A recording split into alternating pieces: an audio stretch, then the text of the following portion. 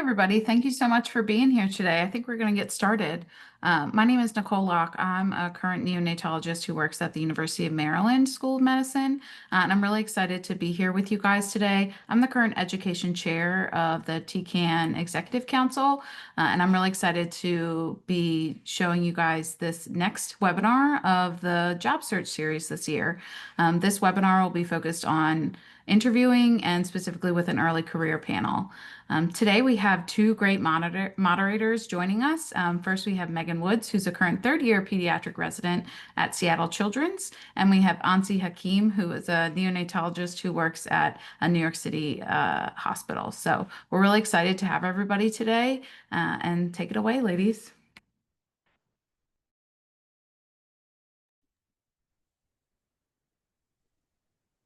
Thank you. This is our series of 2025 job search, and as we see here, the session is going to be recorded and will be available on the TECaN YouTube channel. If you haven't, please check it out. We have a Q&A session at the end of the didactics. So the way the session is structured, we'll have didactics by Dr. Tamara Alexander. That'll run for around 30 minutes, followed by our panelist sessions. And we will be fielding questions. Some of them have been sent along already, and you can feel free to put in additional questions in the chat box in the Q&A feature. Next slide, please.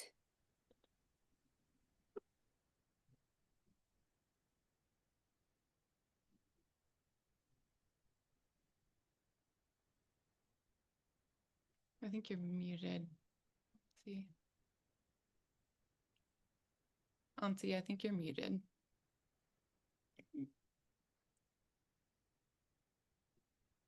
Ansi, can you hear us? We think you're muted.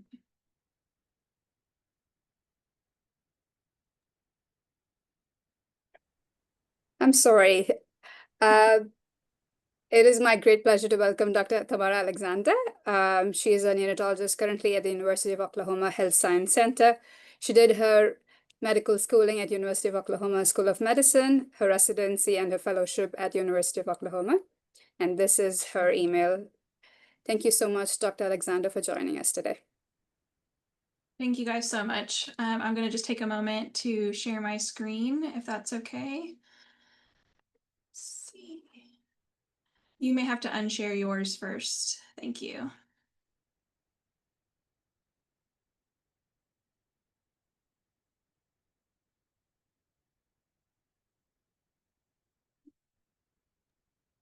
Are you able to share now, or is it still shared? I hope that it's correct now. Can you guys see my screen? No, not yet. Okay, give me one moment. I love how you always practice this sort of thing and then it goes to something different after. Okay. Oh gosh.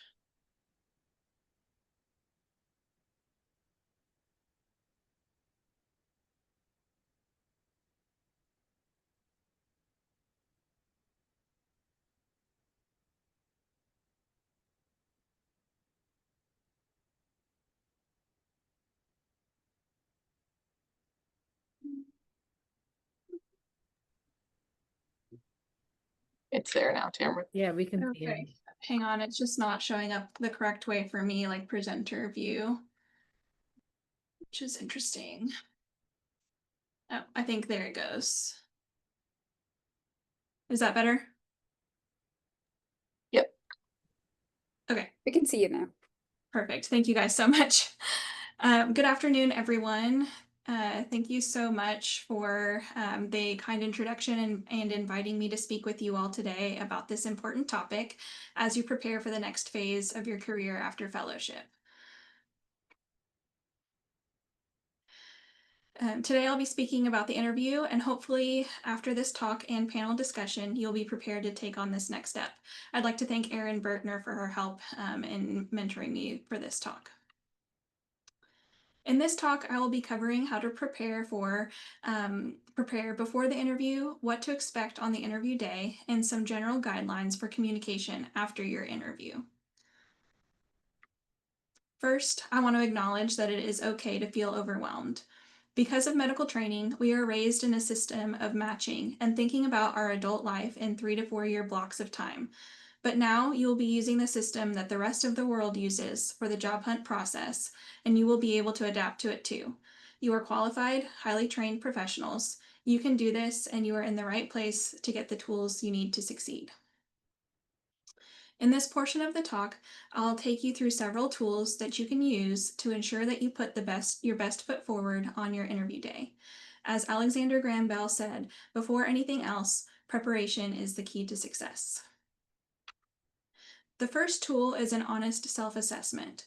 We've spent so much time just hoping to get to the next stage of training without being able to control where we land. This is finally the time that you get to take a good look at yourself in the mirror and assess what you want in the next stage of your career. There's many ways to do this, but I recommend some of the available tools that you may have accessed throughout the years. You change a lot in training. It's nice to have an external source to validate where you have landed and how you currently view things. Some of these might be the Myers-Briggs personality test. There's the DISC personality test, which assesses communication styles. There's also the PACE palette, and it helps identify temperament. If nothing else, it will be fun and give you some words to describe yourself along your interview journey. From here, you will need to do a little bit of homework. Many trainees express feeling like they live in a microcosm of their institution and have a difficult time understanding what else is out there. I wanted to point you to some publications to help in this process. This highlighted study surveyed early career neonatologists on topics including practice sites, university-based versus non-university-based, scheduling models, compensation, benefits, and promotion. It's a great picture of the types of models available. The same group also evaluated factors influencing compensation for early career neonatologists. This paper contains means as an easy way to find information on salary ranges, which is probably one of the most common questions trainees have. Exactly how much should I be expecting to be paid anyway? There are also resources such as this one that describes the many ways you can progress as a career neonatologist, not only discussing university-based versus non-university-based practice opportunities, but also describing the different types of academic pathways and what this entails. This is often something that is relatively unknown to trainees during fellowship and can really give a better picture of what you might want and what you might need to ask for in your interview journey. Some examples of these pathways include clinician, clinician educator, and physician scientist. It is important to have an idea of what pathway might fit you best as you begin looking for job opportunities.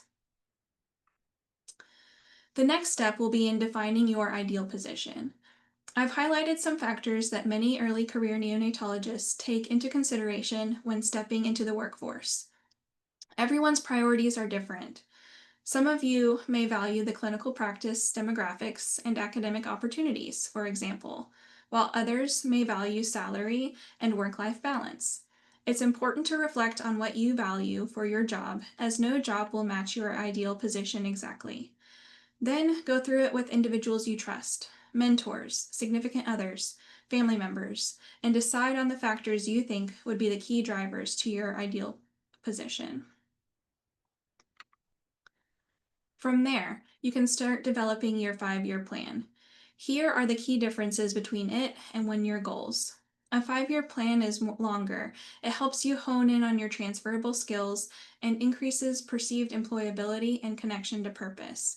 It's a wonderful tool to use as a framework for discussion points during your interview day. To develop your 5-year plan, first you will brainstorm. Ask yourself, what are my primary goals and passions? What can I improve on? What skills do I need to develop? Then gather feedback from others. Ask them questions like, in order to grow in my career, what behaviors do you think I should develop or leave behind? What's one skill you would recommend I master to get to the next level in my career? Next, map it out. Outline your career goals. Write down development activities you plan to pursue. Examples can include attending webinars, serving on local, regional, or national committees, seeking mentorship to develop a new skill, and so many others. This is a good time to look at institutional promotion criteria. It will often give you some ideas on what to include. Try to focus on skills and development activities that are transferable to multiple paths you're interested in. Finally, remember your plan is never done. It's flexible and can be adjusted throughout your career. It's helpful to have a visual representation of your 5-year plan. The Gantt chart is one tool that you can use. There are free online templates, or you can make a basic one yourself. There are other ways to represent your 5-year plan. This is an example of my first 3-year career plan developed around point-of-care ultrasound. I will admit that I did not fully recognize the magnitude of a project like this and have had to reevaluate my timeline on multiple occasions. You can take a document or chart like these with you to your interview. It can be helpful to have a tool for yourself and those that interview you to have a visual representation of what you are saying during your interviews. Finally, you will need to develop your elevator pitch. This is useful for networking at an event or during a spontaneous encounter. It is a good framework for planning your answer for the very popular "Tell me about yourself" interview question that can lead you down so many different paths. Here are some keys to successfully develop your elevator pitch. First, focus on your impact. Focus on your impact. Personalize it to the conversation at hand. Pace yourself. Portray confidence. And a good way to develop confidence in yourself is to practice. Memorize your general outline so that you can shape it to answer different questions. Now let's talk a little bit about the interview day itself. First, you may have a screening interview. This is normally with a section or division chief or medical director. This is a good time to learn about the position and see if it is something you would like to pursue further. It's a great opportunity to ask if there are any particular skill sets that they're looking to fill or develop. Also, it is okay to say you are not interested after this conversation. People will appreciate your honesty. Then there's the interview day, which can be 1 or 2 days. Who you will be interviewed by will depend on the type of practice. An interview for a private practice may be different than an interview with an academic practice. Dress for the interview portion is typically business professional. You want to feel comfortable and confident in what you are wearing. Make sure it is well fitted, and this is the right time to use a tailor. A classic suit is always a good option, but you can interject some of your personality into what you wear. Just make sure that what you wear does not distract from who you are. Usually there is a dinner. This is a good opportunity to meet some of your potential colleagues. And get to know them in a less formal atmosphere and see if the program is a right fit for you. There may be a second interview, but not always. This interview may be a bit more casual and is often a time to bring family. Remember that at this stage in your career, this is a two-way street. Not only is the employer looking to see if you are an appropriate fit for the job, but you are also, for the first time, determining if the job is the right fit for you. Here are some example questions of common interview questions. It is a good idea to have an outline of your answer to these so that you are not having to think on the spot in a time that you are already nervous. This is also where some preparation comes in handy. Before each interview, try to find out as much as you can about the job you are interviewing for. You may be able to tailor your responses to different interviews depending upon what the section is trying to develop. But remember, stay true to yourself and what you have in mind for your career. When you are answering interview questions, it is important to tell a story. Here is a framework you can use to develop your answers. Describe the situation, be concise. Talk about the task that you took responsibility for. Relay the action that you took to reach the end goal. Explain the results of your actions or efforts.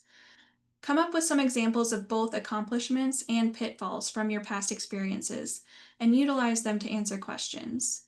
For example, tell of a time of failure or tell of a time of conflict in a concise manner. People remember stories.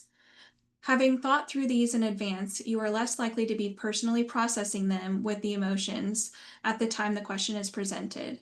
Nobody likes to be asked about a time they failed, and instead, you will be able to tell them in a manner that connects the interview to who you are. You should always have something ready to ask when someone asks, "Do you have any questions?" Feel free to have a list with you. You may ask the same question of multiple interviewers. For example, to find out more about culture, you may ask, "How would you describe your institution's values?" Or if you wanted something more fun, you could ask, "What's your favorite office tradition?" To find out more about the location, you could ask about entertainment, cultural attractions, housing, those sorts of things. You could also discuss what criteria are needed for advancement. This will depend upon the academic track you pursue. You could explore some ongoing research, education, or quality and safety measures that are currently underway in the department. Share some ideas you may have and could bring to the institution. You should consider of whom you will ask certain questions. This is another opportunity to prepare for the interview by researching the people that will be interviewing you and consider what their worldview may be. If you understand the way the interviewer sees the world, you may be able to communicate better. There are a lot of factors that shape our worldview and what we value from our place of work. One great example is generational differences.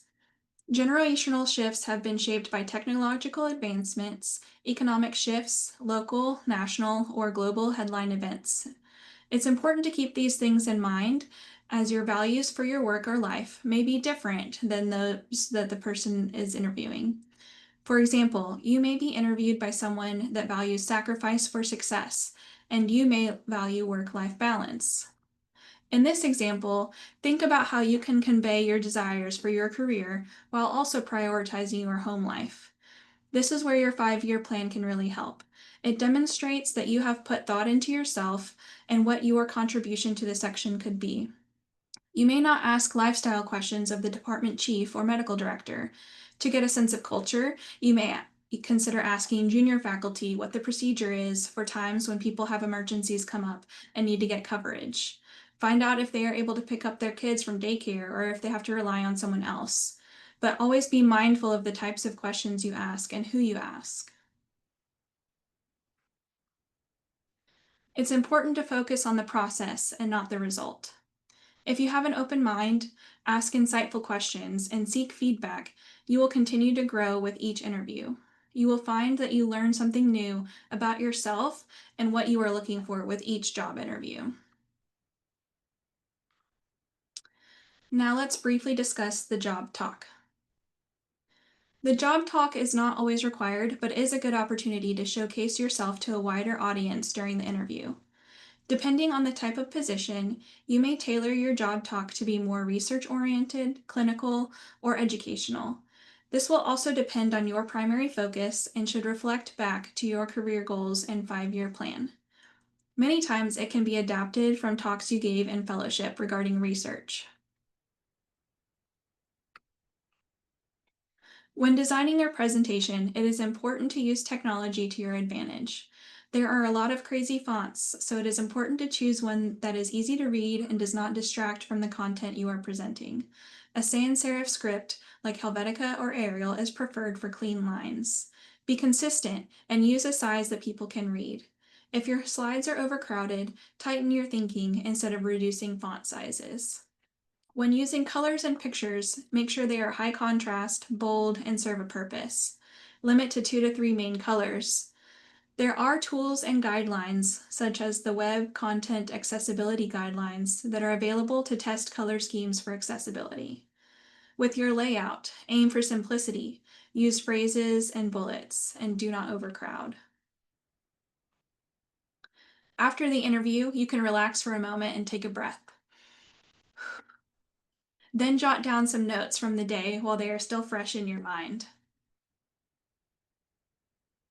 Once you have had some space from the interview, it is time to self-reflect. Review your notes from the day. Try to determine if the position is a good fit for you. Assess for red flags. Think of some of these are very subjective, but trust your gut. and you know when something doesn't feel right.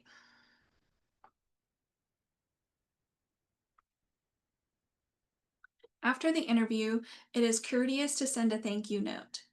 This should be a short and sweet email to the section chief or medical director the day after the interview. Mention one specific thing about the interview or what you learned about the organization. Mention that you look forward to hearing from them. Next, you should follow up 1 week after the date that they stated you would hear by. Remember to give some grace. Express interest and excitement. Say something positive. Ask if there is any additional information you can provide. Don't overburden with extra communication. Only have interval contact if there is a significant change in your situation or CV. For example, if you were offered another job, but you were hoping to hear from them before deciding. If you were not offered the job, you may send a note to ask for constructive feedback on your interview. Be brief. You may or may not get a response, but it may lead to a great tip that you can use next time. In summary, preparation is key. Research the organization and those who will be interviewing you before the interview day. Reflect on yourself and have a sense of your career plan ahead of time. Highlight your uniqueness. Emphasize what sets you apart from others. Connect to your audience. Remember, you are trying to find potential colleagues. You want to enjoy going to work and who you work alongside. Follow up. Seek feedback and self-reflect. Try to identify opportunities for improvement for next time. Determine if the practice was a good fit for you. Thank you so much for your time today. Remember, you all are amazing, and this is just the next step in your already successful career, and you're ready for this.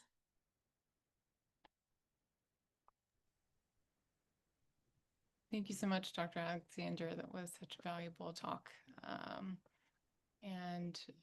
If you don't mind, I'm just going to share my screen again.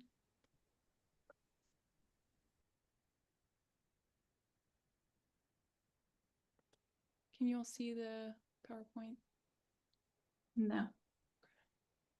One more time.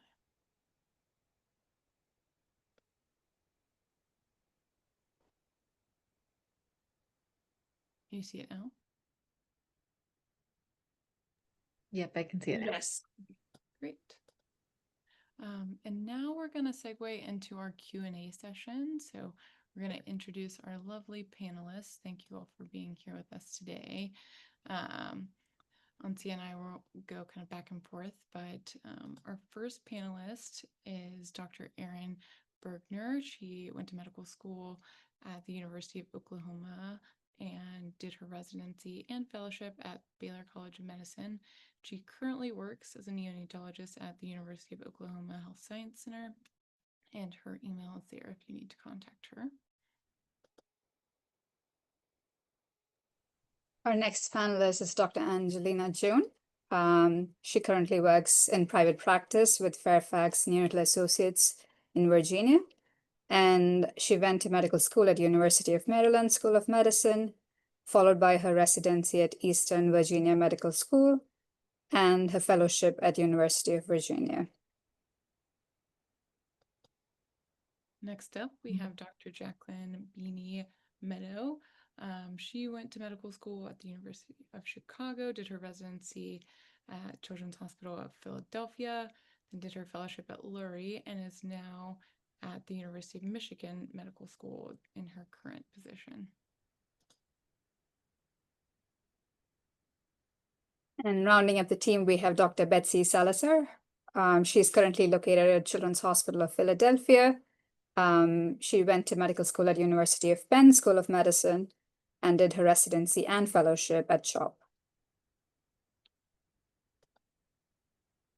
Okay, I'm going to stop sharing just so we can see everyone's faces, but we have some pre-submitted questions that we'll start out with, but please submit your questions in the chat and we will try our best to answer all of the live questions in addition to the ones that were pre-submitted. First off, we'll kind of just start off generally. I'll ask questions to a couple of the panelists, but any of the panelists feel free to answer any other questions. Generally, our first question is, what things do you look for in a job? So I'm going to ask this question first to Dr. Bergner and then to Dr. Meadow. What things do you look for in a job?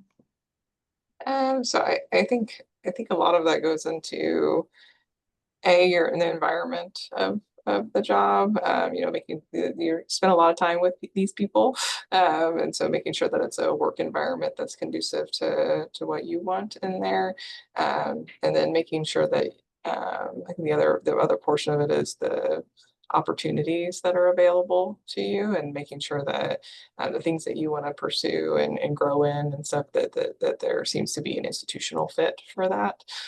Because if there's not an institutional fit for what you want to do, it would probably ultimately be frustrating to you and them in the end, too. So I think those are probably the two main things that I would say looking for. I agree with, like, you want to end up somewhere where people seem to like to be. So one question that I always asked was, how much turnover has there been in the last X number of years?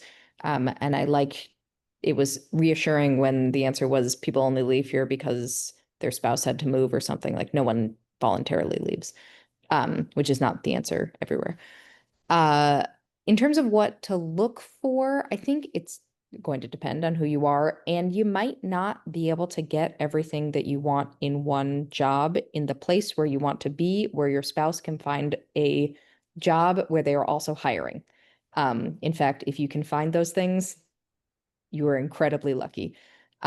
So you just have to kind of decide on what is non-negotiable for you. So for me, a non-negotiable was to be in a teaching environment, because as my advisor when in fellowship told me, if I'd taken a private practice job, they would have fired me because I would have tried to teach all the nurse practitioners to the point where they would have just quit. And then it would have been them or me, and they would have chosen the nurse practitioners. So I had to be in a teaching environment. And that realistically, based on where I needed to be for other things, meant that I had to be in a level 4. I actually don't like level 4 medicine. If I could be in a delivery hospital, just taking care of little preemies all the time, if I never saw another trach in my life, it'd be fine. But I don't hate level 4 medicine. And in fact, I am growing to appreciate it.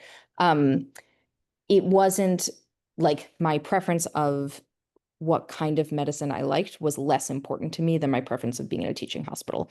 So you just have to decide what is most important to you. And honestly, like, unless you're super, super lucky, you'll probably have to make some sacrifices. So what we're hearing is list out your priorities and then take the most important ones into account. Does any of the other panelists want to add more to this question? Thoughts? I'm just gonna agree with Beanie that I feel like I similarly work at a level 4 frequently when I would really be happier working at a level 3. But I am on like a primary research track, and I'm in a spot where I have a really awesome mentor that, like, because of his resources, helped me get my first research grant funded, and I get a lot of protected time and get to do like a lot of cool things with that. And so the trade-off was really worth it for me. So I think sometimes I felt like, at least for me, it was hard to like know how the trade-offs were going to line up until I saw like everything all together, because I'm generally someone that's like happy in a lot of situations. And it was hard to know like how to weigh being far away from family versus like doing something I didn't really like until I saw the whole picture together, or kind of like how the work environment felt with something else. So I think it's good to like know what's important to you, but I also think it's good to kind of go in with an open mind, because sometimes I think when you see something like collectively together, like the sum of it is more than its individual parts, and it's not like so easy as like making an Excel spreadsheet where you like rank everything like my engineering husband would do to like make a decision. I was also just going to add that you can change your mind in the process, and that's okay too. When I was interviewing, I was actually interviewing to be a physician scientist. I'm in a level 4 private practice now, so a very different change. And if you find that your priorities and needs shift during the interviewing process, it's okay. Thank you for those additional answers. It's important to kind of take a look at the whole picture for sure. And then One other also, thing, Megan, if I can just say, I think so one of my fellows who just got a job, she didn't want an academic job. She wanted a private practice job, but where she needed to be, she ended up with an academic job. And she felt guilty on the interview trail with the academic place, like presenting herself as an academic person when she didn't really want to do that because she felt like she was lying. And I asked her, like, if you get this job, are you going to do academic medicine and are you going to do it to the best of your abilities? And she said, of course. And I said, well, then you're not lying. Like, if you lying would be if you said you were going to do the academic job and then when you got there, you were planning on just doing it for a year and bouncing, or like taking the research money and not actually trying hard.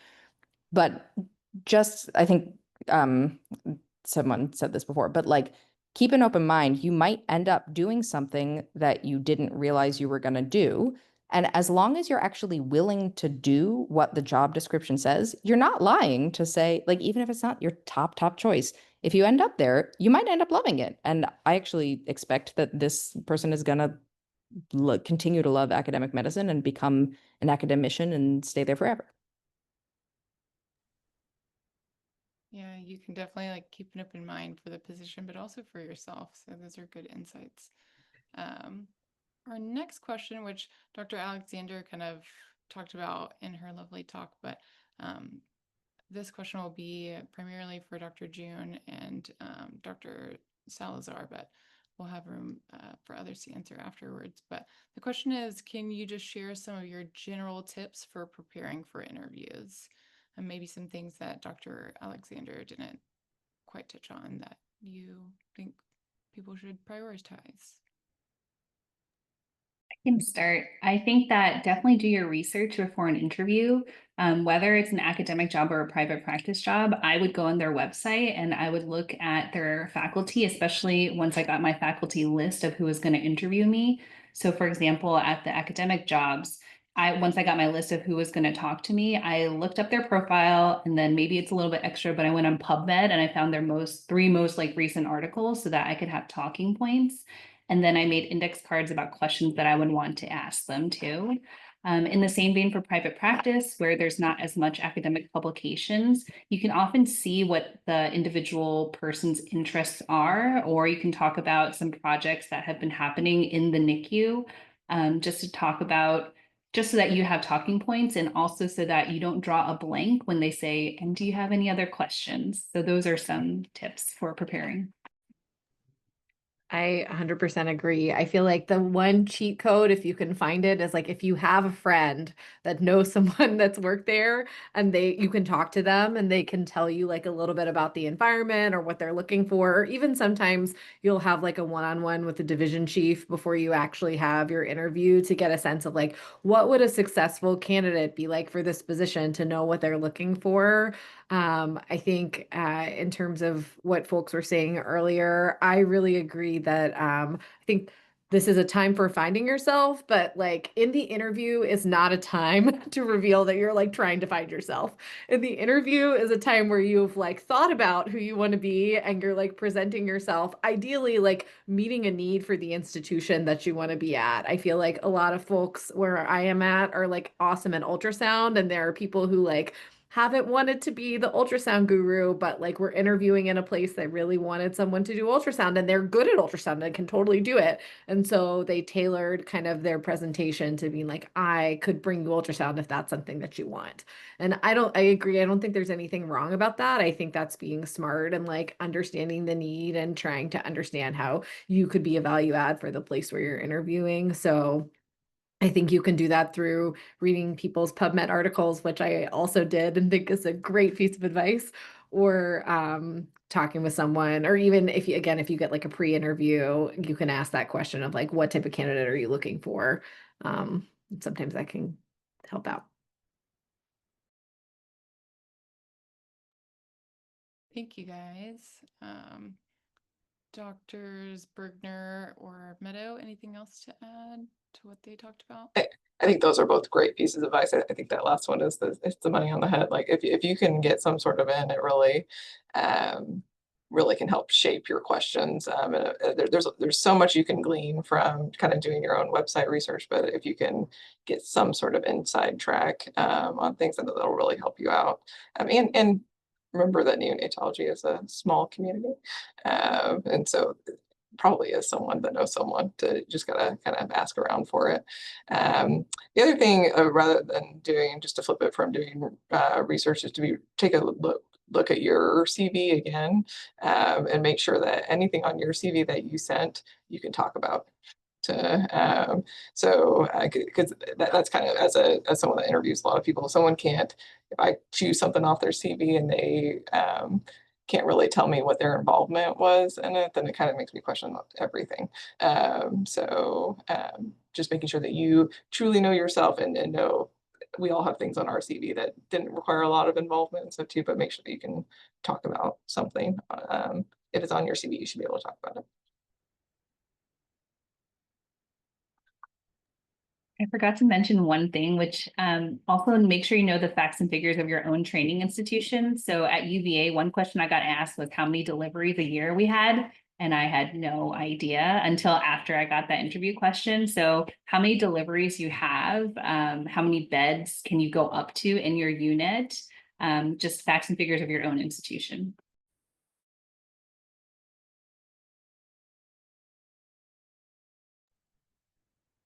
Thank you guys. Sounds like in terms of general tips, researching, reflecting, and then reminding yourself about your CV and your institution. Those are all great.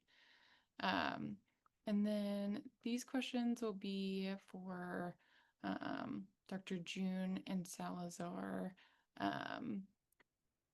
What makes a candidate stand out in your experience?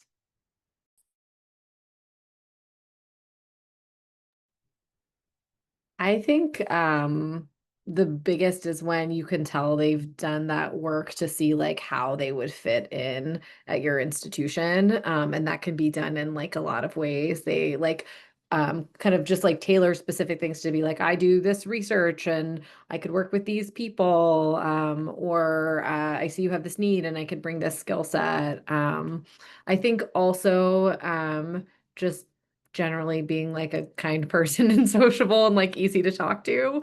I think that it's nice when you can like talk about some personal things too and just be kind of interested in things. But yeah, I think the candidates who like whenever I hear their job talk or meet with them afterwards, I'm like really wow is like if they've taken the time to kind of align their passions up with the institutional needs. So there's like a match there.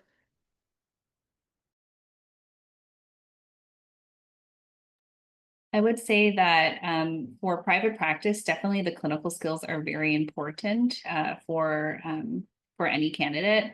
I'm trying to think back to when I was interviewing for physician scientist. I think, and I don't have that perspective of hiring someone in that role because that's not the institution that I work at. But I think it's important also to see what kind of role you can fit in that institution. I think there's some places I interviewed at where my field of study, neonatal neurology, was not really their strong point, and they had no lab to fit me into. And so that wasn't the greatest fit.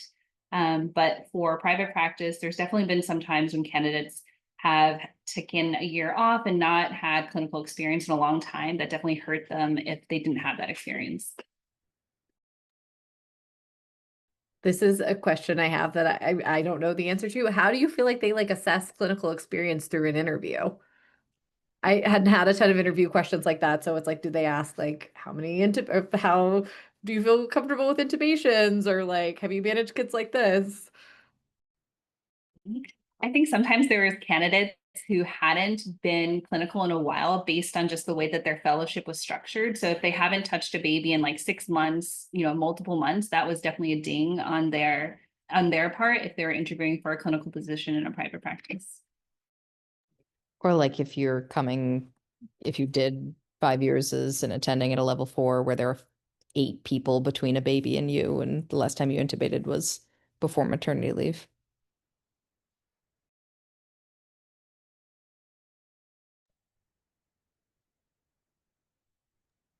Anything else to add to the question of what makes a candidate stand out?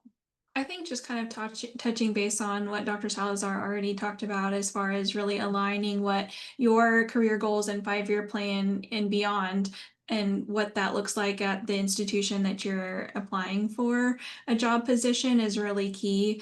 And then again, just making sure that you can talk about the things on your CV as, somebody that now interviews people on the other side when I'm interested in ultrasound. There's a machine back there. And so if somebody puts ultrasound on their machine or on their CV, and then I ask follow-up questions and they can't really give me what their experience is or talk about it, then that is a red flag too. So make sure that you've done your prep work. I think the other thing I would add would be just a curiosity in the institution and the place. Because that's the other element. I feel like whenever I'm evaluating a candidate, that's something I always say. They seem genuinely curious about it. They're actually trying to figure out what the culture is here, what it's like to live here. When a candidate's asking questions that are generally towards them trying to see how they fit into the group, that always stands out more than just more of kind of more surface level questions about things. So if the questions show a genuine curiosity towards things and they're trying to see how they can fit, that stands out to me too. I really like that word curiosity because I feel like I know the question was like framed in a positive light, but in a negative light. Like one thing that comes across very poorly is if you're like, well, in my training institution, we do things this way. Like, why don't you do them here? I feel like that's like kind of goes without saying, but like it's just a time to be like curious and excited about how they do things. You don't need to like compare it to anything else. Related to that, this isn't about job hunt, but once you start your new job, if you don't stay at your home institution, nothing is more obnoxious than the like, "Oh, where I trained." But sometimes like where you trained was good and where you're working now might do things weird. And so what I did was I had a running list of all the things where I was like, this is whack. And then I revisited it after 3 months and 6 months. And many of the things afterwards, I was like, oh, I understand why they did that. And some of the things I was like, I used to do it differently. I don't even remember. And some of the other things I was like, nope, this is still whack. And then that was great. Like those were things that I then brought to my medical director or division director and said, like, we do it this way. I've given it a chance. It is not like there is a better way. And many of them I was able to change.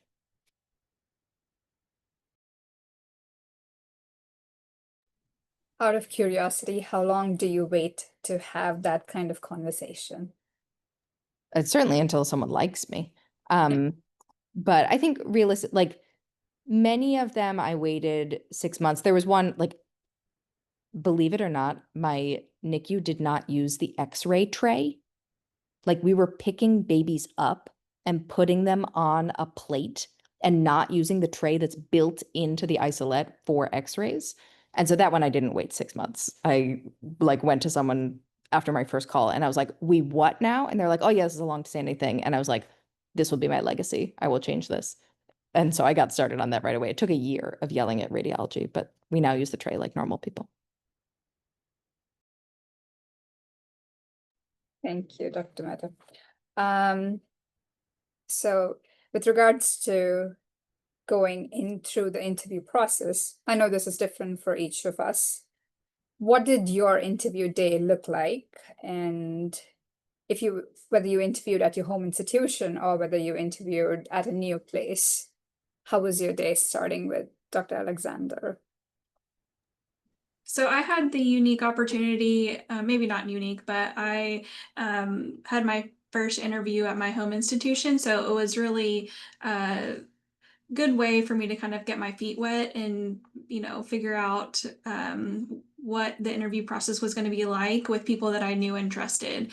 So, still very real in all of those ways, still had my idea of what I wanted to accomplish and, see if that was going to be a fit, or, I kind of knew ahead of time that what I wanted to do was going to be supported. So that there was that aspect of it. But really just getting to have more of a formal sit down with all of the, the medical director, the section chief, safety officer, those kinds of things, to see truly what my vision was and how it would fit into the section. It was really helpful and important for me to have that time during that interview. Dr. Buckner, how was your experience? So my experience, I'm no longer junior, so it's a while ago, but I can say just from general formatting of things, typically that starts with having maybe some sort of pre-conversation with meeting, and again, this is academic institution, then having meetings with kind of key personnel, key leaders within the section, and then typically there's some sort of like junior faculty like lunch or something like that, or group lunch within there. You can also meet with people like nurse practitioners, or RTs, kind of depending on your interest. There's not just physicians that you would necessarily meet with. And then typically there's some sort of dinner in there too that are more casual, and therefore you're more casual, or just kind of getting to know people questions as well. Dr. June, you made the switch from academic to private practice. How did it feel interviewing in those two setups? I think both of them were pretty similar. You just go through, a whole day interviewing with people. There's usually a dinner or something like that. I think the main switch was just like the answers that you gave. And I think I did interview simultaneously. So like I think Beanie was saying before, I didn't necessarily feel like I was lying necessarily when at the academic places, I'd be like, yes, I really want to be a physician scientist. Whereas at the private practices, I'd say, yes, I'm clinically strong and I think I could contribute. I think those were both true, but definitely the private practices don't necessarily want to hear a lot about your academic, I guess, like activity during fellowship, other than for it to prove that you are a hard worker in your research. In the same aspect, I'm trying to think for academia. I mean, I think I just highlighted my strengths in research. So you pick and choose what you think the institution wants from you, and you tailor your answers based on that. Thank you, Dr. June. Dr. Meadow. The day, I mean, things are different in Zoom land, but I had one interview where the entire first interview was Zoom. So it was all remote. I think I was wearing sweatpants and a suit jacket. And I had like 10 interviews or something in a day, and my job talk all on Zoom. And then when they brought me for the second look, I met with more people, met with like the head of the nurse practitioners, head of respiratory, all these different kind of multidisciplinary people, and that one was in person. Another place I went to had both the first look and the second look in person. Different places will do different things to like wine and dine your spouse.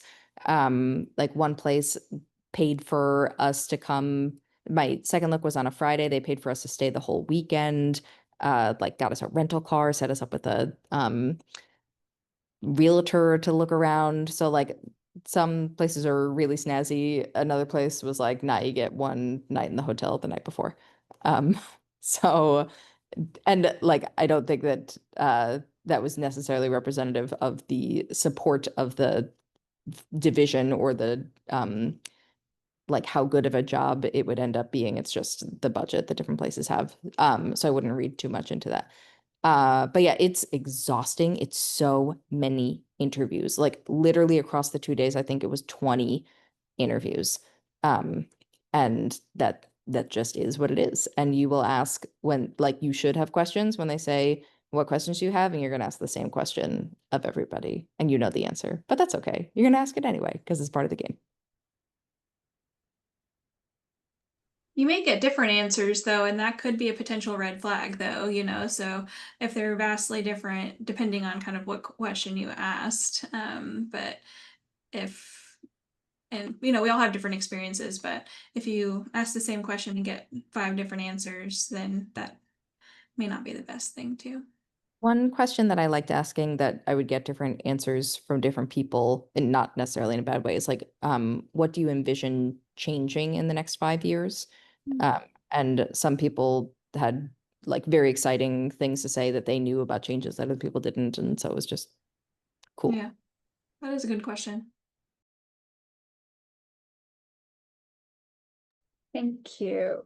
How important was the second look in your interview process? Were there times when it just was one interview day and you finished off the interview session with that? I will say I was pregnant when I interviewed for jobs, and my first was like a little early. My second, I ended up having an emergency C-section. So like my very first talk with a lot of people was like, hey, I would love to interview, but I'm not traveling after this date.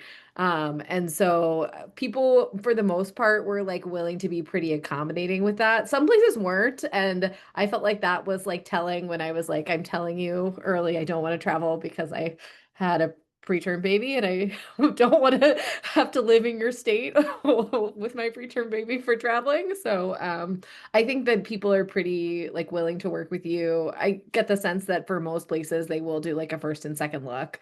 And the second look is a little bit more of a like wine and dine, sell your spouse. But if you have like a particular situation where for personal reasons that doesn't work for you, I think it's always good just to be like upfront about that right away. And people are pretty understanding about that. I was kind of taught during my process that like your first interview is what it is, but very few people end up with an actual offer letter after their first interview. And the second interview, most places don't offer it unless they are planning to give you a letter at the end. So like the second interview day was much less stressful. It was less me proving myself to them and more them selling me and my spouse that we should come there. And that's also why it's appropriate to talk about money in the second one, because like you got the job kind of thing.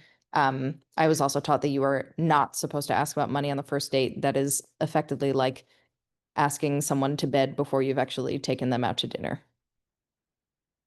I think similarly, like asking about call schedule sometimes is a little bit viewed that way. Maybe other people disagree, but I think that like if you really lead with like, what's your call schedule? I think it sort of maybe makes you look a little bit like not a hard worker, and whether that's fair or not, I feel like is a separate point of discussion, but I think that that's something that comes generally later.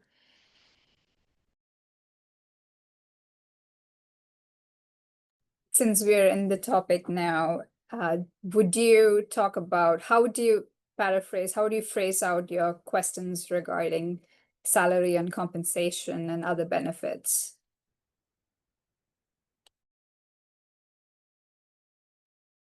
Honestly, I didn't have to ask because in my second look, they had me sit down with an HR person who went through so much stuff in so much detail. It was way more information than I wanted. But like not just salary, but also benefits and specifically like matching and spouse health insurance. And I was like completely overwhelmed with how much stuff they talked about, but it was very thorough. Yeah, I would say part of it is trusting that most places are going to have that built in there at some point. So if you kind of get to the end of the thing and no one has mentioned it, you can just say, when would be a good time to talk about, you know, compensation, salary, benefits kind of stuff, and phrase it in a, I really enjoyed my day here and stuff too. Is there a plan around that too? More of a, um, kind of ended, but I would leave it towards the end of the things because most of the time it will be built into your day. So. And this is specific to private practice, but make sure you ask about what the partnership structure looks like, how you become partner, what's similar to how P&T works in academic institutions. You want to know what the track is. And I would say if it's pretty murky, then that's a red flag too for that private practice institution if you don't understand when you'd be a partner or partial owner. PNT stands for promotion and tenure. Dr. Salazar, Dr. Alexander, any thoughts? Not so much on like compensation, salary, benefits, but on the topic of, call schedule or what this schedule looks like. I think, some of those more casual, like dinner, or if you're having a lunch with some of the junior faculty, a lot of them, may talk about it or bring it up themselves, but you can kind of get a sense of what things look like without asking directly. So finding out and figuring out what, how to kind of get at that. A lot of it's a little bit culture and things too, but for me, it was important to figure out, as someone that was trying to build a family, like would I be able to get my son from daycare, those kinds of things, fairly early on, but there's a way to go about it. Yeah, I agree. I think it's really important to get an answer for those questions because most people have something that they're trying to coordinate their life around, whether it's picking up your kids from daycare or coordinating with a partner who travels or something like that. So I think most of the time I feel like two people will be kind of like forthright and offer that information. And if they don't, like you can ask politely, but if there's not a lot of clarity around that, normally I would maybe consider that a red flag. Um, the other thing I was just gonna say, and maybe folks feel differently about this, but there was a question in the chat about like negotiating salary and negotiating salary in academia, and maybe folks feel differently. I personally didn't feel like there was like a ton of room to like negotiate my salary. What I have been told by some mentors is that there's more room to negotiate your time. So like I will say there's some committees that I sit on now for like fellowship selection or things like that. And I've been able to use that to negotiate either like more money for my research funds or like a couple fewer calls or something like that. So I don't know. I do feel like from a negotiation perspective that my impression was like most people are like really trying to make you a fair offer. Like I know where I practice now, like they go through and like redo everybody's salaries to make sure it's like equitable based off of like gender and race and experience and everything like that. So I think that coming in with an attitude that like no one's trying to take advantage of you, or at least I really don't think they are. Is I think helpful, but maybe other folks disagree. I don't think they're trying to take advantage of you, but they're not trying to give you more money if you don't ask for it. So I like this has since gone away because with COVID, everyone lost money. But when I started my job, I asked for a signing bonus and I got one. And my partner who started at the same time did not ask for a signing bonus and did not get one. So they're not just going to give you a signing bonus. So you should totally ask for things because they won't throw money at you without you asking.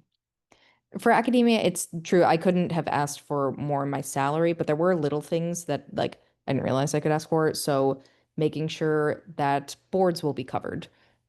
Um, you can ask for your moving stipend because most places will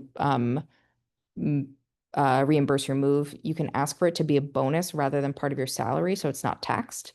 Um, I asked for that. The answer was no, but like I asked. Um, and then one other thing that one of my partners did is that so currently in my job, we don't cover satellites, but like we might at some point, and she has written into her contract that she will not. So she's not going to be driving 2 hours away to cover a level 2.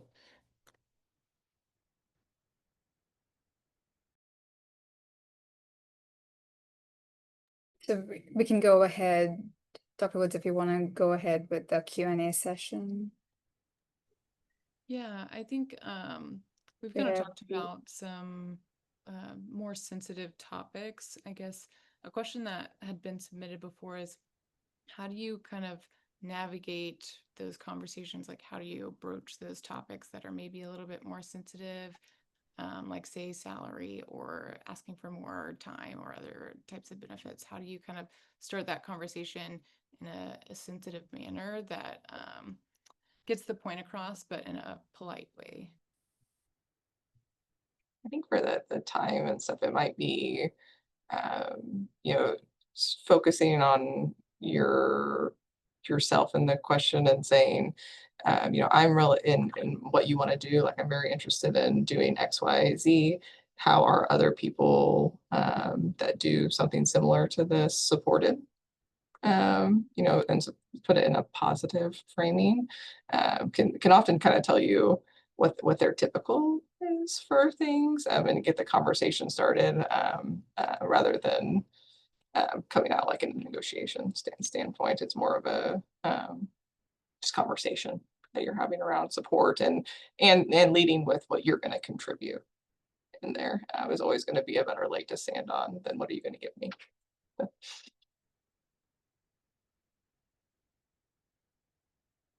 What are some of the red flags and green flags that you looked out for during your interview sessions?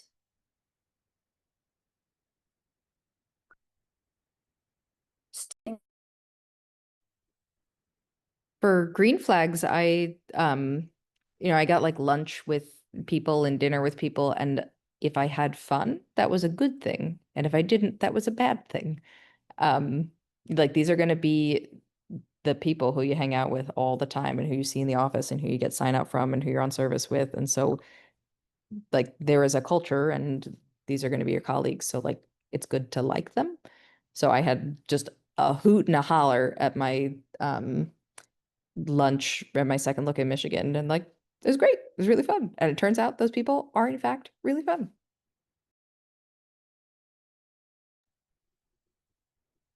Yeah, I would say the same thing. You know, you're going to be walked around and through the offices or the department, and you can tell how people interact with each other. You can tell how people interact with nurse practitioners, nurses, if they give you a tour of the unit.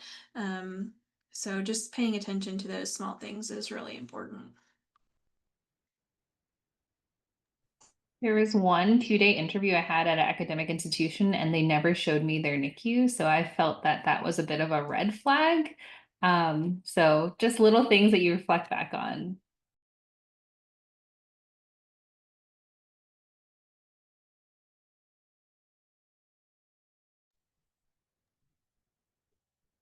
I think another red flag could be just a lot of change isn't necessarily a bad thing, but not knowing the vision around change, or a lot of recent changes that aren't explained necessarily. It's just something to be curious about. It's more, you know, if there's a like leadership changes can change a lot within there. It doesn't mean that it's a bad thing, but is it a planned transition? What's the plan around it? What are the thoughts around it? What support's going to be in to help smooth that transition? So those kind of questions around changes are always good, or even a question around how something, a recent change, and getting a question around that. If it didn't sound very smooth, that can be a little bit of a flag. If it sounds like it was a big change, we all work through it, we all work together. If you get those kind of answers, then that's more of a green flag. But things around change can tell you a flag one way or the other sometimes.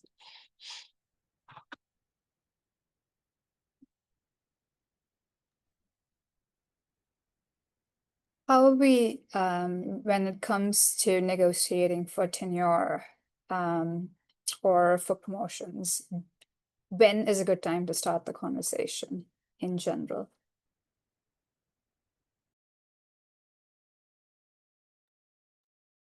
I'm not sure about the time to start, but I think, you know, you generally, at least in academic medicine, you kind of have your annual meeting with your like division section chief. And I was encouraged even from the first year to have looked at that. I mean, even as early as the interview trail, but first of all, know which track you're on.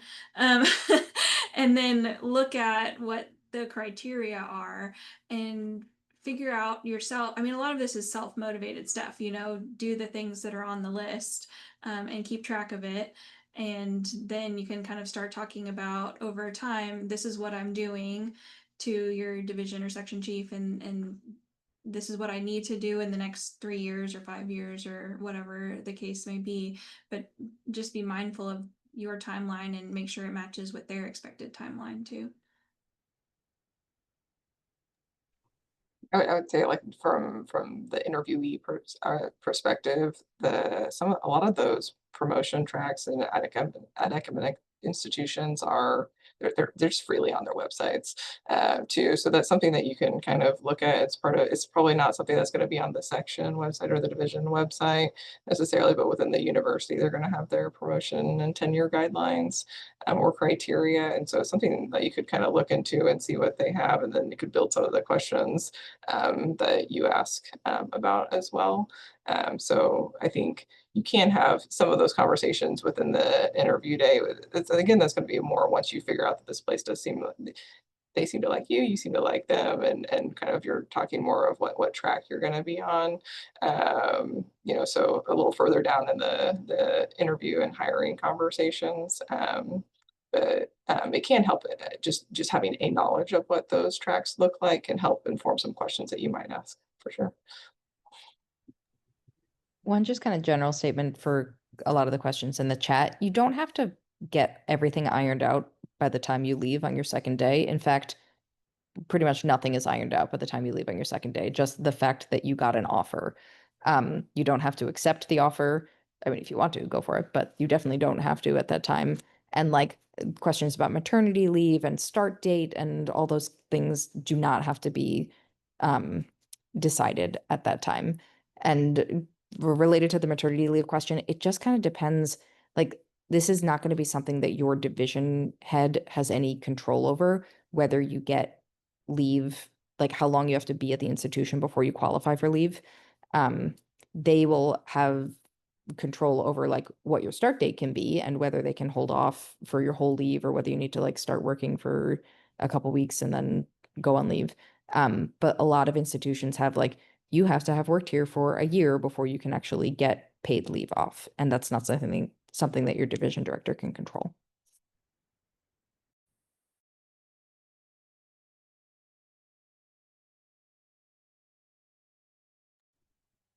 In the same line, how did you talk about protected time for research and other activities that you planned for your career? Was it addressed during the interviews? As someone who is not going on a clinician research, like a physician scientist track, I was advised that like as an attending, you don't work very much.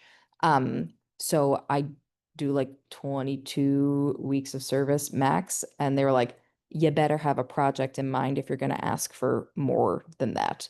So I did not ask for any extra protected time because like I don't work all that much. So I have plenty of time to do all of my other things, but I'll let people who do real research answer more.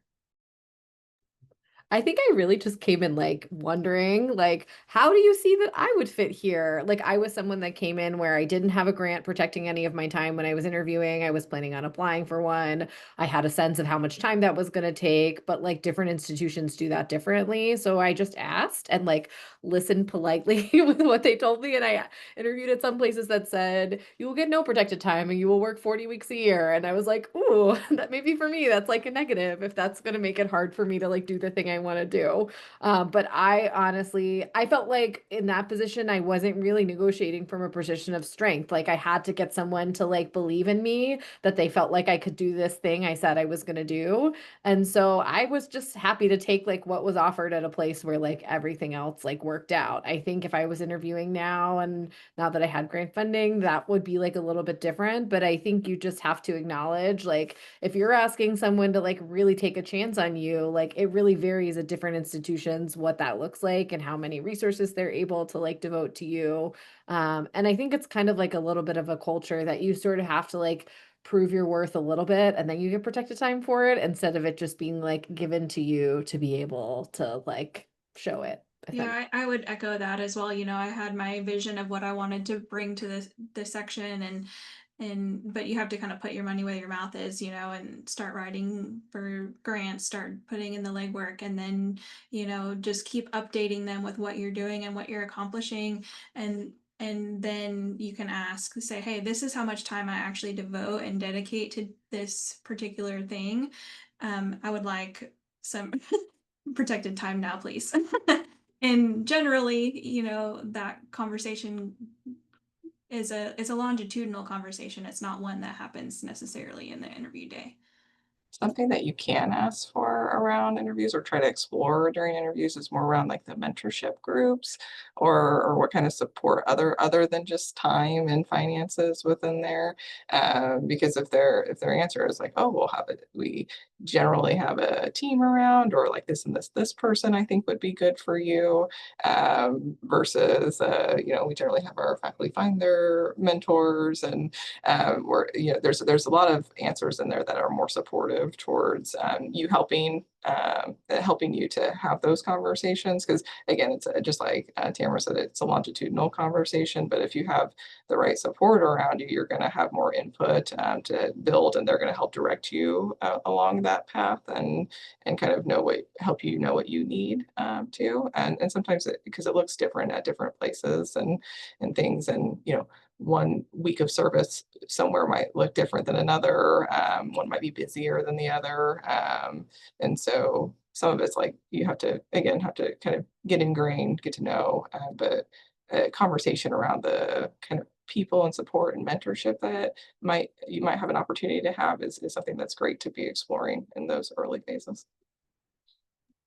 Just to add to that, a major green flag is if during your interview, they specifically pick faculty that match your interests that you could potentially be mentored by. That's a major green flag of an institution that they thoroughly read your CV and cover letter and are trying to get you at their institution.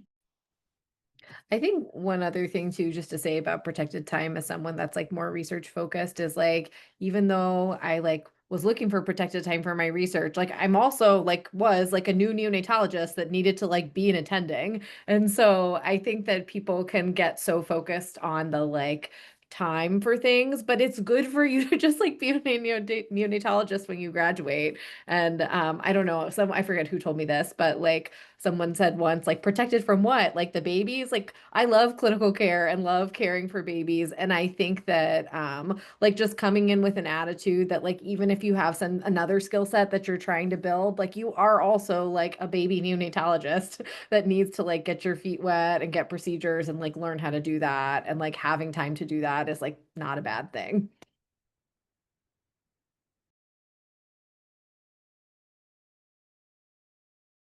We have a few questions that came up in the chat Q&A, so I'm just going to focus on that.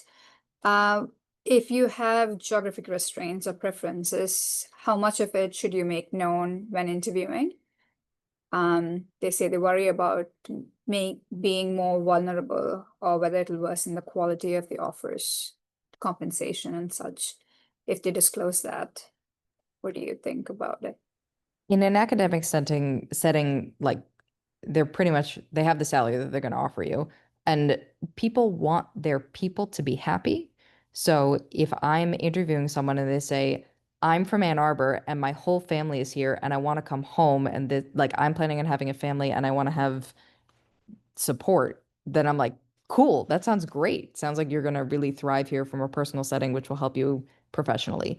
So I think, conversely, if that person is interviewing in California, they shouldn't be like, I'm from Ann Arbor and I want to go home. But if you want to be in that place, like let it be known. I also took the whole interview process from a very honest standpoint. Like I had 2 main places that I was courting, and one of them gave me an offer way earlier than another. And I just told them, like, I really like you, and the other place is better for my husband, and I need to wait. And they were super chill and like waited for a month, and then I ended up going with the other place. And I still talk to those people, and they're very nice.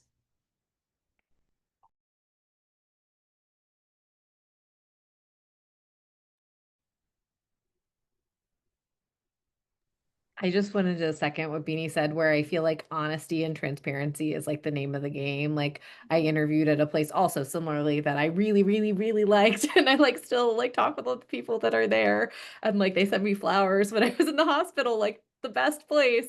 And unfortunately, it like wasn't the place that worked out, but I was just like really honest and transparent like the whole time. And I think that that's what like allows relationships to kind of continue after that. And I think if you have like a broader view of your interviews as kind of like networking and getting to meet people that are going to be like future and potential colleagues and like treating people with like the respect and honesty that you would with future and potential colleagues, that's how you get the most out of your interview season. Yeah, I would completely agree. Like Erin said earlier, neonatology is a very small group of people. And so you're going to be seeing these people potentially at meetings. You never know, you might be interviewing for a job there again 5, 10 years down the line. So you don't want to burn any bridges. So that's really important. But just being open and honest about who you are, what you're looking for, what are some barriers, it will get you far. Slightly like adjacent topic, but one other piece of advice I wanted to offer was that if you get rejected from an institution, be brave and ask them for feedback as to why you were rejected. It sucks, it feels bad, and it's scary, but I promise you that that helps build a bridge with that institution should you interview with them in the future again, or if you just see them at conferences again. Definitely do that, even though I know it feels bad, but I highly recommend it, and I recommended it to all the fellows below me that were interviewing the next year.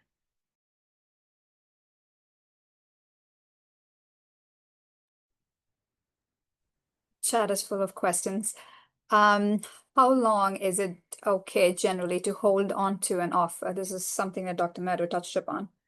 If you've lined up a couple of interviews over the month of November and the first institution offered a spot, can you ask to wait until the end of the month? Would it be offensive to ask for institution to wait as you try to interview at the other places? I don't think it's offensive. You just have to see what they'll give you. Um, Academics is usually more lenient on this than private. Private, like one, the whole timeline is different. A lot of times private is over the summer, whereas academic is more in the fall. My like second choice was very nice and let me put it off for a month. I think if I'd asked for much longer than that, they would have said, we need to move on to other people. But like I would have asked if I hadn't gotten my answer from Michigan by then, I would have asked and they either would have said yes or no. But again, I think part of the like, I wasn't stringing them along. Like I really would have been happy at that place. And if the offer from Michigan hadn't come through, I absolutely would have taken them up and like been very happy there. So I was being honest with them the whole time. I would agree with that. I don't think that there's a exact amount of time. I think it's the honesty within there. It's going to be up to the institution whether or not they can wait. And so and they'll be honest back like, hey, I can give you this amount of time, but I kind of need to know till here. And I had a fellow that had that, and they're like, well, I can only do it this amount of time, but their interview was, further than that. They asked the other institution to move up their interview, and they did.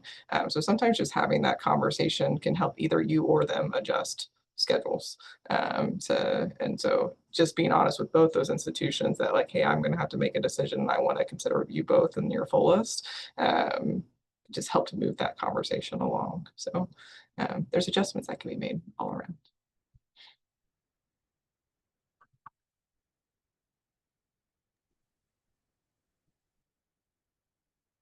What are some questions that you should completely avoid during interviews?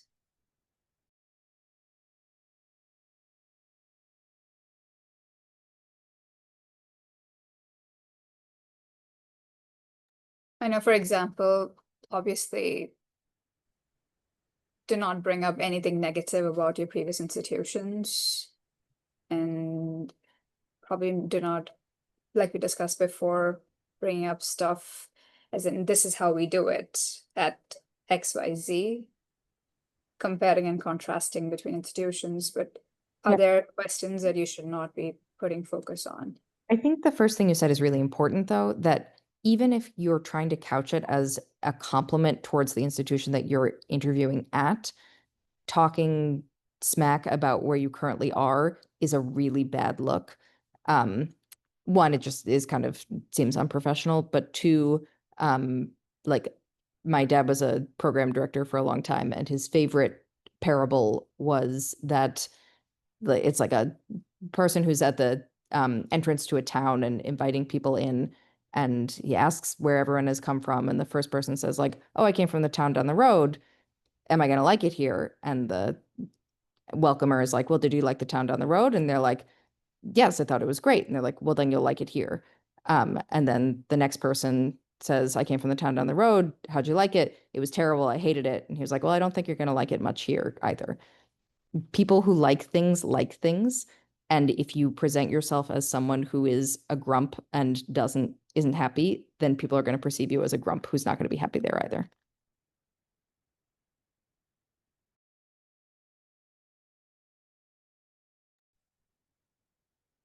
Any other thoughts? I Dr. think, just having diversity of your questions, asking about what you can contribute, what what it's going to be like for you presenting yourself in that way that, you're hardworking, you're dedicated, this is what you want to accomplish. I feel like if, you focus, even if work-life balance is really important to you, if you focus in on that only, that may not set you up for success either. You have to understand that neonatology is hard. It can be hard. And figuring out that balance is important. I think somewhat similarly, the same question isn't always a kind of a question to avoid in the whole interview day, but it can be the question to avoid to a certain person. Right. So like your your work-life balance questions, and like those are probably better when you find yourself with a junior faculty member or something, because and they're closer to you. When you're with like the medical director or the chief, you want to talk about your contributions and stuff. Like they don't want to go over the call schedule with you necessarily. So I think more just the question itself is appropriate, but who you direct it at is where you can get in a little bit of trouble sometimes. I think Dr. Alexander touched on that in her talk. I liked the different age groups and kind of knowing your audience. Generation gap. Yeah, definitely. That definitely plays a factor in how the question is received and the answer that you're going to get back. So that's really helpful. Were there any questions that you kind of wish that you would have asked during the interview day that you felt were best suited in person, maybe rather than other forms of communication after the interview?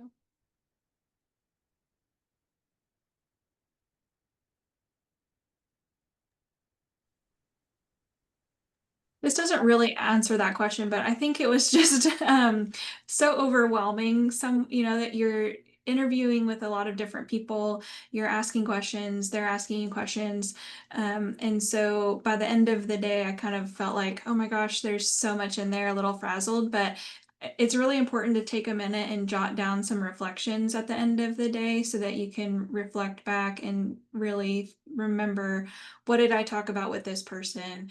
So that moving forward, you can kind of decompress and figure out, was that a good fit or not? Or was it just, all of this happening and all the excitement of the day? I also think it's okay to ask more clarifying questions. Like I'd signed a contract and didn't know whether I was going to be doing follow-up clinic, and like showed up and was like, do I do follow-up clinic? It turns out that follow-up clinic isn't even done by neonatology at the University of Michigan. But like I should have asked that, and they would have been completely fine with me asking that, but I was so like afraid. It was silly. I think mine was going to be along those similar lines that don't necessarily ask clarifying questions and don't necessarily assume that just because the way that your fellowship does something is the way it's done around. Neonatology is done differently everywhere. So whether it be like your weekend sign out is at noon, or that doesn't mean that everyone's weekends are the same, or everyone's clinic schedule is the same, or everyone's responsibilities around level 2s are the same, or home call versus in-house call. There are there's a lot of variations to how things are built, so it's okay to ask for, again, I wouldn't necessarily lead with those things, but ask clarifying questions around how things are built, or ask for like a sample, you know, what a sample schedule would look like or something. The transparency is a green flag. So if they're just able to show you, but it might be different than what you're used to at your institution too. A recent question in the chat is DEI, or diversity, equity, inclusion, advocacy, have been recently have become contentious political topics. How would you navigate that, especially when advocacy is a key part of your career goals? I completely agree with Dr. June and what she wrote. You just like, if the answer that you get is awkward, then that's not the place for you. And every place, like, we've known this was coming for long enough, and it's been in place for long enough that every place should have figured out what they're doing, or if not, figured out how they're going to start doing what they're doing. So like, they should, hopefully it should even be on their website, but you know, if you can't do DEI, then how are you continuing to do advocacy? How are you continuing to show, like, demonstrate commitment to underserved populations, to make sure that all of your uh outcomes are as good as they can be? And so like, places should be able to answer this question. And it's not, if like advocacy is your thing, then advocacy is still going to be your thing, and just like ask the question.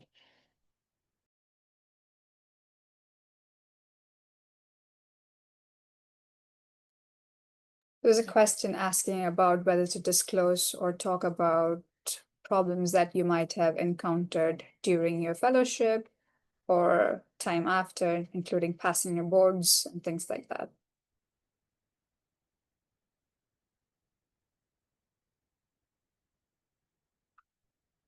How do you explain issues that happen during your training?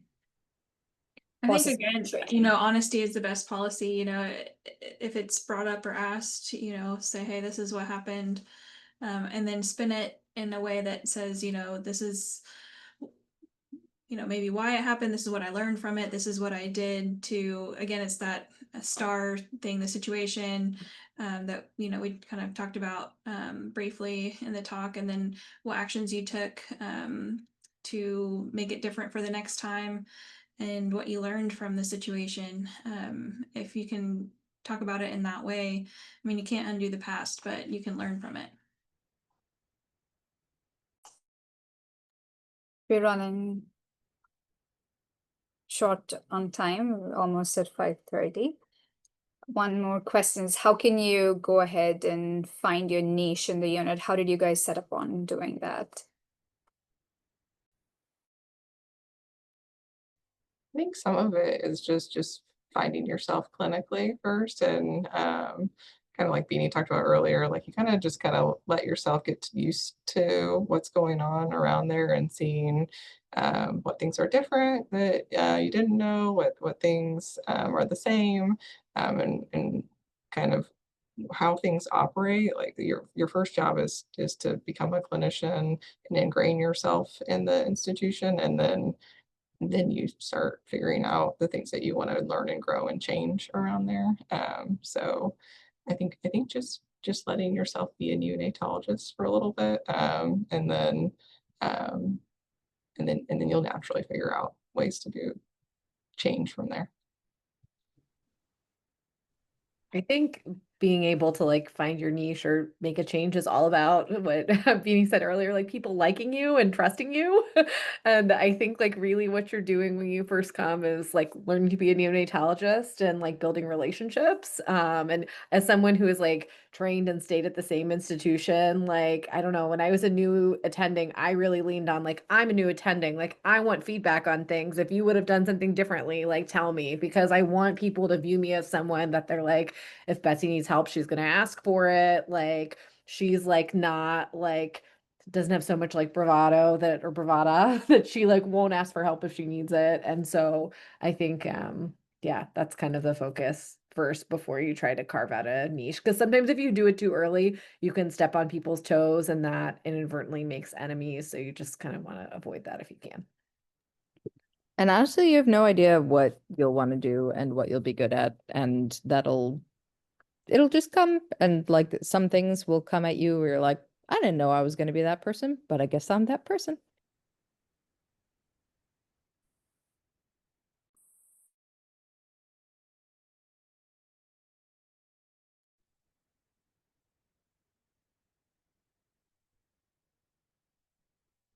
Any more questions or anything else that you would like to talk about before we wrap up? Just checking the chat too.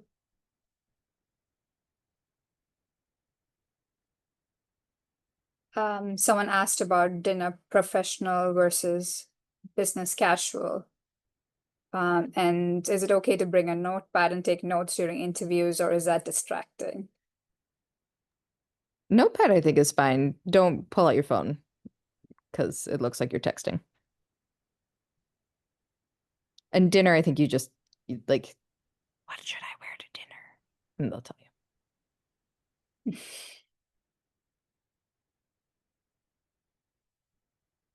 Yeah, I was just thinking that I really appreciated Dr. Alexander's presentation, and like thinking back on like the interview process, I felt like it was a really great time to like meet a ton of other neonatologists who were awesome, who I'd never met before. I kind of like felt like I finally like solidified like who I was becoming as a neonatologist, and it was like a really kind of like neat personal reflection time. So I think obviously there's a lot of anxiety going into it, but if you can see the like positive growth in terms of like meeting new people and learning more about yourself, it makes it a lot more fun. Yeah, it's also kind of fun to reflect back on, if you made charts or wrote things down for your interview trail, like looking back at it now 3 years later, seeing the difference in the change and what things happened on that timeline, what were way off. It was just kind of fun.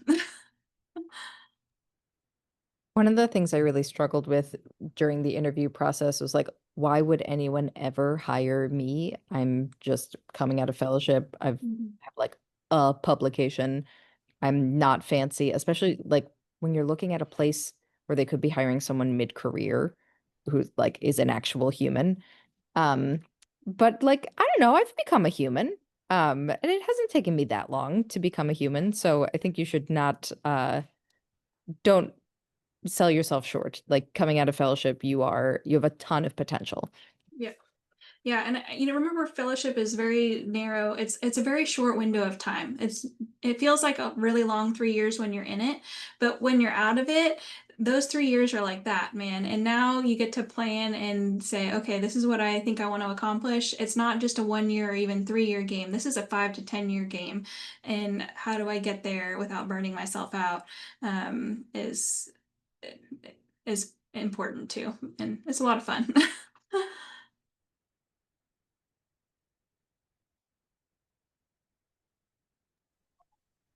Any other closing thoughts?